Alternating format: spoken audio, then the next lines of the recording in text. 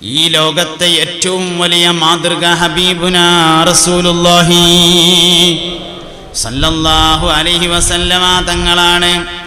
63-ാമത്തെ വയസ്സിലും നബി തങ്ങള് ഒരു കോഴിയുടെ കാലെടുത്ത് അതിങ്ങനെ കടിച്ചിട്ട് താഴെ വെച്ചാൽ ആയിഷ ബീവി റളിയല്ലാഹു അൻഹ ആ കോഴിക്കാലെടുത്തിട്ട് നബി തങ്ങളുടെ ചുണ്ട് എവിടെയാണോ തട്ടിയത് അവിടെ തന്നെ കടിക്കുമായിരുന്നു. 63-ാമത്തെ വയസ്സിലും ബഹുമാനപ്പെട്ട സഫിയ ബീവി റളിയല്ലാഹു അൻഹ ഒരു ഗ്ലാസ് പാലെടുത്തിട്ട് ഇങ്ങനെ കുടിച്ച് ഗ്ലാസ് താഴെ വെച്ചാൽ നബി തങ്ങൾ ആ ഗ്ലാസ് എടുത്തിട്ട് സഫിയ ബീവിയുടെ വായ എവിടെയാണോ തട്ടിയത് അവിടെ തന്നെ വായ വെച്ച് പാല് കുടിക്കുമായിരുന്നു. ഏതെങ്കിലും 63 കൂട്ടണ്ട, ഏതെങ്കിലും ഒരു 45 വയസ്സായ ഭാര്യ ഭർത്താവിനെ നിങ്ങൾക്ക് ഇങ്ങനെ കാണിച്ചു തരാൻ പറ്റുമോ? ആരടുത്തുനിന്ന് നമ്മൾ പഠിച്ചത്? കുടുംബജീവിതം മുഹമ്മദ് നബിയിൽ നിന്ന് പഠിക്കണം സല്ലല്ലാഹു അലൈഹി വസല്ലം. കുടുംബജീവിതം നബി തങ്ങളിൽ നിന്ന് പഠിക്കണം. ഇടക്കിടക്ക് ഇങ്ങനെ ആടിനെ കറുത്താല് അതിന്റെ കുറകെടുത്തിട്ട് ഖദീജ ബിയുടെ കൂട്ടുകാരികൾക്കാന്ന് പറഞ്ഞിട്ട് ഇങ്ങനെ കൊടുത്തയക്കും നബി തങ്ങൾ. വല്ലാതായപ്പോൾ ഒരു ദിവസം ആയിഷ ബീവി ചോദിച്ചു, അജൂസുൻ കഥാ കഥ നബിയെ നിങ്ങൾ ഇങ്ങനെ എപ്പോഴും പറഞ്ഞ ഈ ഖദീജ ഒരു തള്ളല്ലേ എന്ന് ചോദിച്ചു. ഒരു തള്ളനെ പറ്റിയിട്ടല്ലേ നിങ്ങൾ പറയണത്, എപ്പോഴും ഇങ്ങനെ പറയുന്നുണ്ടല്ലോ. വഖദ് അബ്ദലകല്ലാഹു ഖൈറൻ മിൻഹാ, ഖദീജയേക്കാൾ ഖൈറായ ധാരാളം സ്ത്രീകളെ അള്ളാഹു നിങ്ങൾക്ക് പകരം തന്നില്ലയോ നബിയേ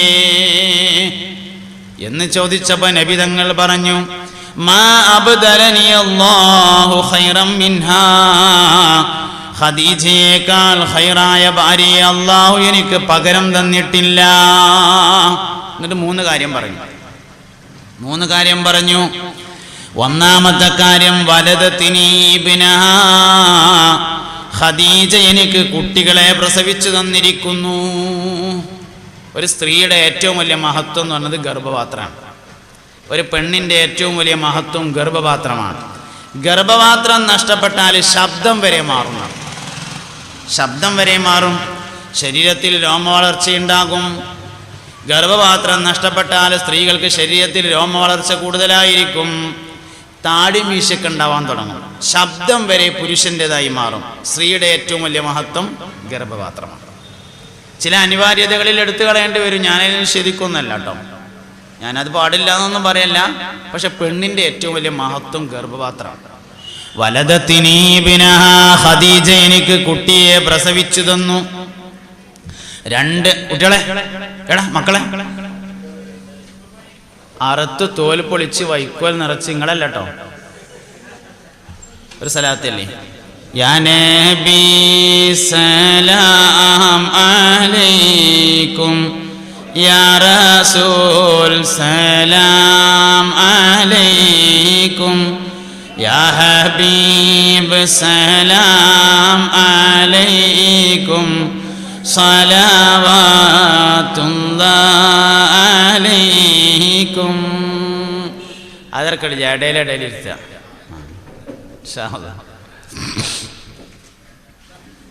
എന്തോ പറഞ്ഞു എന്നാവോ, അത് പറയേണ്ടതായിരിക്കില്ല, അതുകൊണ്ടാണ്. കുഴപ്പമൊന്നുമില്ല. എന്തോന്ന് പറഞ്ഞു? 3 കാര്യങ്ങൾ ആയിക്കോട്ടെ. അപ്പോൾ രണ്ടാമത്തത് ആമനത്തി ബി ഹീന കഫറന്നാസ് എന്നാണ്. ആമനത്തി ബി ഹീന കഫറന്നാസ്, ജനങ്ങൾ എന്നെ നിഷേധിച്ചപ്പോൾ ഖദീജ എന്നെ വിശ്വസിച്ചു. അതാണ് രണ്ടാമത്തെ കാര്യം. എല്ലാവരും പറ്റും. ഒരു മനുഷ്യന് കിട്ടുന്ന ഏറ്റവും വലിയ സർട്ടിഫിക്കറ്റ് സ്വന്തം ഭാര്യയുടെ സർട്ടിഫിക്കറ്റാണ്. നമ്മളെ നാട്ടുകാർ മൊത്തം സാലിപ്പൈസ് ഭയങ്കര സംഭവമാണെന്ന് പറഞ്ഞാലും പെണ്ണുങ്ങൾക്ക് പുതിയാപ്പിള തന്നെയാണല്ലോ, അവിടെയാണ് പ്രശ്നം കിടക്കണേ. നബി തങ്ങളുടെ ഏറ്റവും വലിയ സർട്ടിഫിക്കറ്റ് സ്വന്തം. അത് ഏത് ഭാര്യ? ഖദീജ ബി എന്ന് പറഞ്ഞ സംഗതിയെക്കുറിച്ച് നമുക്ക് നല്ലോണം പഠിക്കണ്ടേ. ഖദീജ ബിക്ക് 40 വയസ്സാണ്. എന്താണ് സ്ത്രീകളുടെ 40 വയസ്സിൻ്റെ പ്രത്യേകത? സ്ത്രീകൾ ലൈംഗികമായി ഏറ്റവും കൂടുതൽ ദാഹം അനുഭവിക്കുന്ന പ്രായം 40. ശരാശരിയാണ് കേട്ടോ. ശരാശരി 40 എന്ന് പറഞ്ഞാൽ 38 മുതൽ 42 വരെ.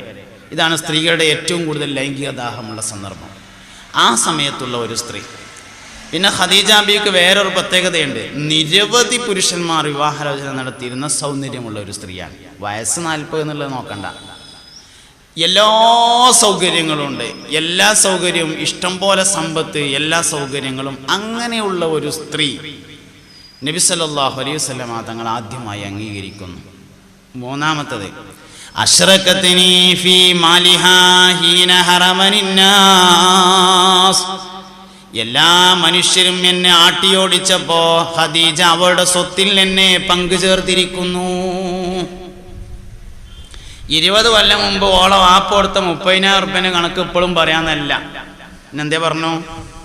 ഖദീജ ബീവിയുടെ സമ്പത്ത് എന്ന് പറഞ്ഞ ഒരു മുതൽ ഞാൻ കിട്ടിയതിൻ്റെ ശേഷം ഓൾക്ക് ഉണ്ടായിട്ടില്ല, മുഴുവൻ എൻ്റെതായിരുന്നു. കൊടുത്തം തീർത്തത് മുഴുവൻ. എന്തേ കാട്ടി? ഖദീജ ബീവിൻ്റെ സ്വത്ത് എന്ന് പറഞ്ഞാൽ ഏതാണെന്ന് ആദ്യം മനസ്സിലാക്കണം. അറബികൾ കൊല്ലത്തിൽ 2 പ്രാവശ്യമാണ് കച്ചവടം ചെയ്യുക.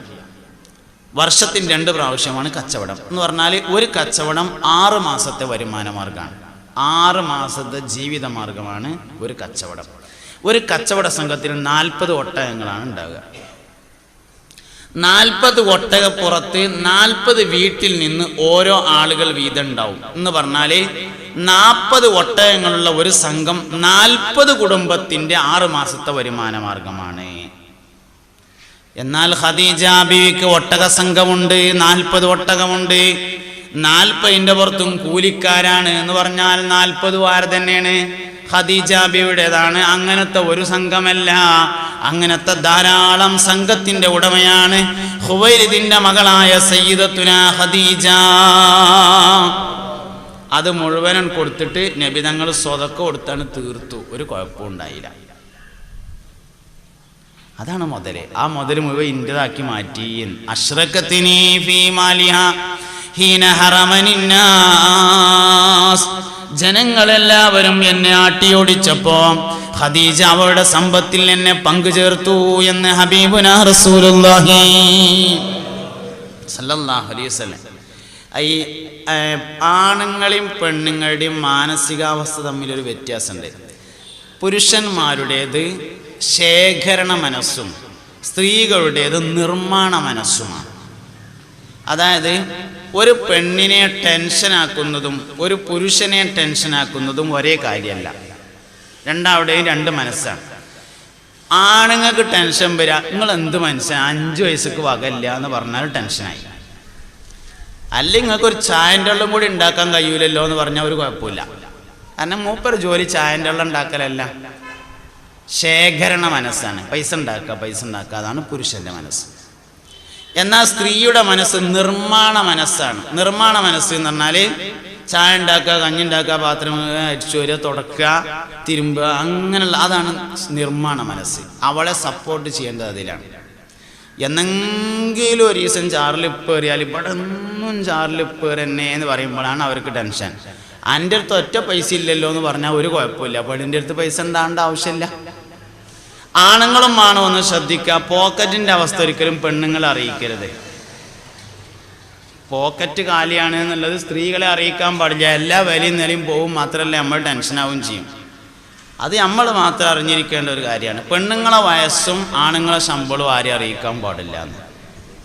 എത്ര ഉറുപ്പ്യ വരുമാനം ഉണ്ട് എന്ന് ആരും അറിയിക്കരുത്. ഉള്ളതുകൊണ്ട് നല്ല മട്ടത്തിൽ ഓണം പോലെ ജീവിച്ചു പോകുക എന്നുള്ളതാണ്. പെണ്ണുങ്ങളെ വയസ്സ് പറയും വേണ്ട, ചോദിക്കും വേണ്ട, അത് ഓൽക്ക് മാത്രം അറിഞ്ഞാൽ മതി. ഇത് രണ്ടും ചോദിക്കാൻ പറ്റാത്ത കാര്യങ്ങളാണ്. അപ്പോൾ സപ്പോർട്ട് ചെയ്യേണ്ടതും അങ്ങനെ തന്നെയാണ്. അപ്പോൾ സ്ത്രീകളെ നമ്മൾ സപ്പോർട്ട് ചെയ്യേണ്ടത് നിർമ്മാണ വിഷയത്തിലാണ്. നമ്മൾ ആലോചിക്കേണ്ട ഒരു കാര്യങ്ങൾ. നമ്മൾ സപ്പോർട്ട് ചെയ്യേണ്ട ഒരു കാര്യത്തിനും സപ്പോർട്ട് ചെയ്യാറില്ലല്ലോ. നിങ്ങൾ ആരെങ്കിലും ആലോചിച്ച് ചോദിക്കണോ? ഇതിലിപ്പോൾ 25 കൊല്ലമായി കല്യാണം കഴിച്ചവരുണ്ടാവും, 20 കൊല്ലം, 30 കൊല്ലം, 40 കൊല്ലം. അങ്ങനെ താഴെ പെണ്ണുങ്ങളോട് നമ്മൾ ആണുങ്ങളോട് പറയാം. ഞാൻ ചോദിക്കണത് നിങ്ങൾ മനസ്സിൽ ഇങ്ങനെ ചോദിച്ചാൽ മതി, ആരും പറയണ്ട. ഓരോരുത്തർ അവനെൻ്റെ മനസ്സിൽ ചോദിക്കുക. നമ്മളിപ്പോൾ 15 കൊല്ലം, 20 കൊല്ലം, 10 കൊല്ലം, 40 കൊല്ലം, 45 കൊല്ലമൊക്കെ ആയിട്ട് കല്യാണം കഴിച്ച ആൾക്കാരുണ്ട്. നമുക്കൊക്കെ നമ്മളെ പെണ്ണുങ്ങളോട് നല്ല ഇഷ്ടമാണ്, ആർക്കും എതിർപ്പില്ല. ഒക്കെ സ്വർഗത്തേക്ക് എത്തണം, ജന്നാത്തുൽ ഫിർദൗസിൽ ഒരുമിച്ച് കൊള്ളണമെന്ന് ആഗ്രഹമാണ്. അള്ളാഹ് ഒരുമിച്ച് വിടട്ടെ. വേണ്ട തന്നെയാണ് എല്ലാവരും. അങ്ങനെ നല്ല ഇഷ്ടമാണ് നമുക്ക് എല്ലാവർക്കും. പക്ഷേ നമ്മൾ ആരെങ്കിലും ഇതുവരെ നമ്മളെ പെണ്ണുങ്ങളോട്, ഭാര്യനോട്, മോളെ എനിക്ക് അന്നെ ഇഷ്ടമാണെന്ന് പറഞ്ഞിട്ടുണ്ടോ? ഉണ്ടാവില്ല, പറഞ്ഞിട്ടില്ല. ഒരിക്കൽ നബിയും സഹാബത്തും ഇങ്ങനെ ഇരിക്കുകയാണ്. ആ സ്ഥലത്ത് കൂടെ ഒരാളിങ്ങനെ നടന്നു പോയപ്പോൾ ഒരു സഹാബിവര്യൻ പറഞ്ഞു, നബി ആ പോയ ആളെ എനിക്ക് നല്ല ഇഷ്ടമാണ് എന്ന് പറഞ്ഞു. ഇജത് അയാളോട് പറഞ്ഞിട്ടുണ്ടോ ചോദിച്ചു. ഇല്ല പറഞ്ഞു. എന്നാൽ പോയി പറഞ്ഞിട്ട് ഇനി ഇവിടെ ഇരുന്നാൽ മതി പറഞ്ഞു. പറഞ്ഞയച്ചു. നമ്മളെന്നും കാണില്ല നമ്മളെ പെണ്ണുങ്ങളെ. ഇതുവരെ നമ്മൾ മോളെ എനിക്ക് അന്നെ ഇഷ്ടമാണെന്ന് പറഞ്ഞിട്ടുണ്ടോ? അല്ലെങ്കിൽ ഭാര്യ താഴെണ്ടല്ലോ പെണ്ണുങ്ങൾ കുറേ ഭർത്താവിനോട് എനിക്ക് നിങ്ങളെ ഇഷ്ടമാണ് എന്ന് പറഞ്ഞിട്ടുണ്ടോ? ഇല്ലെങ്കിൽ ഇന്ന് എൻ്റെ പ്രസംഗം കേട്ടതിൻ്റെ വകയായിട്ട് നിങ്ങൾ കൂട്ടിക്കോളി, ഇന്നത് പറയണം. ചെവിയോട് ചുണ്ട് ചേർത്ത് വെച്ചിട്ട് നിന്നെ എനിക്കിഷ്ടമാണ് എന്ന് പറഞ്ഞാൽ 6 മാസം കൂടുമ്പോൾ ഓരോ പ്രാവശ്യം പറഞ്ഞാൽ മതിയാവും. 6 മാസം കൂടുമ്പോൾ ഒന്നുകൂടിയും പറയാം. അങ്ങനെ 6 മാസം, കൊല്ലത്തിൽ 2 പ്രാവശ്യം മാത്രം എന്നൊന്നും പറയണ്ട. എന്നിപ്പോൾ അതിൻ്റെ ഒരു പണി അത് പറ്റില്ല. 6 മാസം കൂടുമ്പോൾ ഒന്ന് പറഞ്ഞ 2 കാര്യങ്ങൾ പറഞ്ഞാലേ മനസ്സിലാവുള്ളൂ എന്നാ. ഒന്ന് സ്നേഹവും, 2 നന്ദി.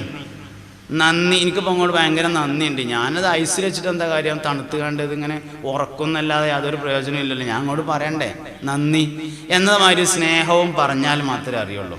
അതുകൊണ്ട് നമ്മളെല്ലാവരും നമ്മുടെ ഭാര്യമാരെ സ്നേഹിക്കുന്നവരാണ്. പക്ഷെ നമ്മൾ എന്താ പറയാതിരുന്ന കുഴപ്പം?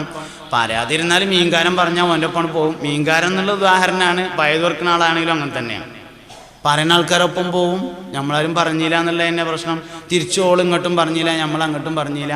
നാട്ടുകാരോട് പറയും പോലെ അല്ലല്ലോ, അവനെൻ്റെ സ്വന്തം ഭാര്യനോട് പറയണ്ടേ? ഇല്ലെങ്കിൽ പറയുന്നവരെ ആകർഷിക്കും, ഉറപ്പാണ് ആ കാര്യം. സ്നേഹവും നന്ദിയും പറഞ്ഞാൽ മാത്രം അറിയുന്നതും അറിഞ്ഞാൽ മാത്രം ഉപകാരമുള്ളതുമാണ്. അതുകൊണ്ട് എല്ലാവരും പറഞ്ഞിരിക്കണം. നബിതങ്ങൾ ആ മനുഷ്യനെ സദസ്സിലിരിക്കാൻ പോലും സമ്മതിച്ചില്ല എന്നാ. പോയി പറഞ്ഞിട്ട് ഇനി എൻ്റെ സദസ്സിലിരുന്നാൽ മതി എന്ന് ഹബീബുനാ റസൂലുള്ളാഹി സ്വല്ലല്ലാഹു അലൈഹി വസല്ലം തങ്ങൾ പറഞ്ഞിട്ടുണ്ട്. അതുകൊണ്ട് കുടുംബജീവിതം നമ്മൾ പഠിക്കേണ്ടത് പുണ്യനബിയിൽ നിന്നാണ് സ്വല്ലല്ലാഹു അലൈഹി വസല്ലം.